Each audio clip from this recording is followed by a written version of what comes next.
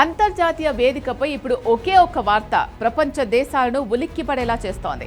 ప్రపంచం ఒకవైపు ఇరాన్ యుద్ధ భయాలతో వణికిపోతుంటే భారత ప్రధాని నరేంద్ర మోదీ 6 రోజుల పాటు 5 దేశాల మెరుపు పర్యటనకు ఢిల్లీ నుంచి యుఏఈ బయలుదేరి వెళ్లారు. అయితే ఈ పర్యటన వెనుక కేవలం వ్యాపార ఒప్పందాలు మాత్రమే ఉన్నాయా, లేక ప్రపంచాన్ని వణికిస్తున్న యుద్ధాన్ని ఆపడానికి మోదీ స్వయంగా రంగంలోకి దిగారా? ప్రపంచ పోలీస్ అని చెప్పుకునే అమెరికా అధ్యక్షుడు డొనాల్డ్ ట్రంప్ను పక్కన పెట్టేసి గ్లోబల్ లీడర్గా మోదీ చక్రం తిప్పబోతున్నారా? ఈ పర్యటన వెనుక ఉన్న ఆ సీక్రెట్ మిషన్ ఏంటో ఈ వీడియోలో చూద్దాం.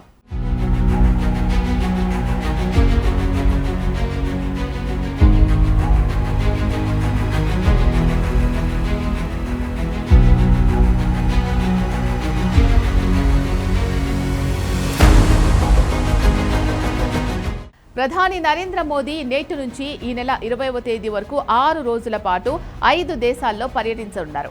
ఆయన లిస్టులో UAE, Netherlands, Sweden, Norway, Italy ఉన్నాయి.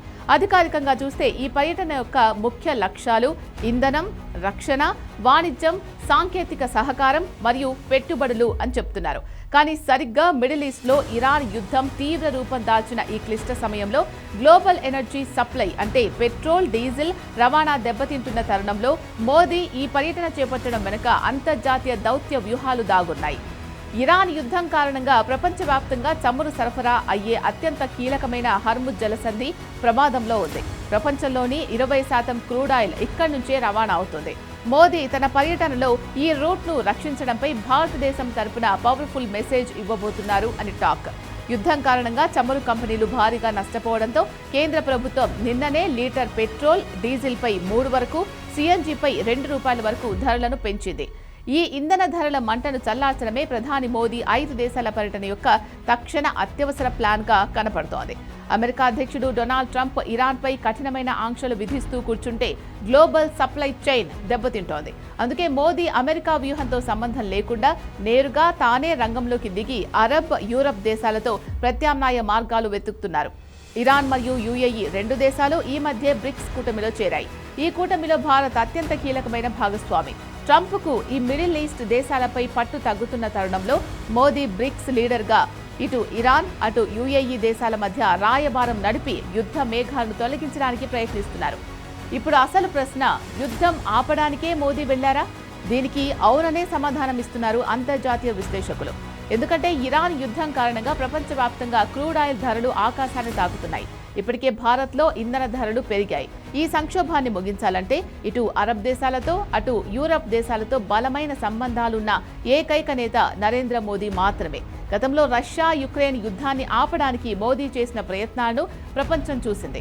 ఇప్పుడు యుఏఈ వంటి కీలక అరబ్ దేశంతో మరియు యూరప్ దేశాలతో చర్చలు జరిపి ఇరాన్ సంక్షోభానికి ఒక దౌత్యపరమైన పరిష్కారాన్ని కనుగొనేందుకే మోదీ ఈ శాంతి మిషన్ ప్రారంభించారు అనే టాక్ బలంగా వినిపిస్తోంది. మరి ఈ ప్రాసెస్లో అమెరికా అధ్యక్షుడు డొనాల్డ్ ట్రంప్ను పక్కన పెట్టేసినట్టేనా?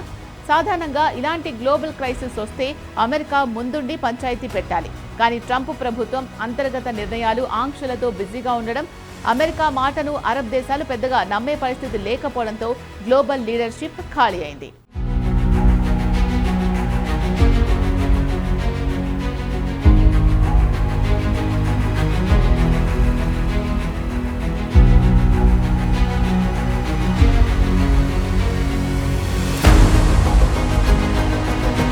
ఆ ప్లేస్ను మోదీ భర్తీ చేస్తున్నారు.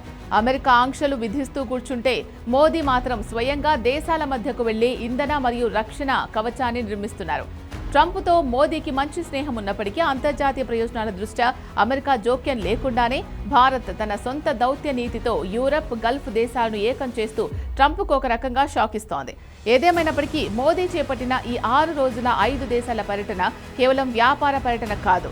ఇదొక కొత్త గ్లోబల్ ఆర్డర్ను సృష్టించే పర్యటన.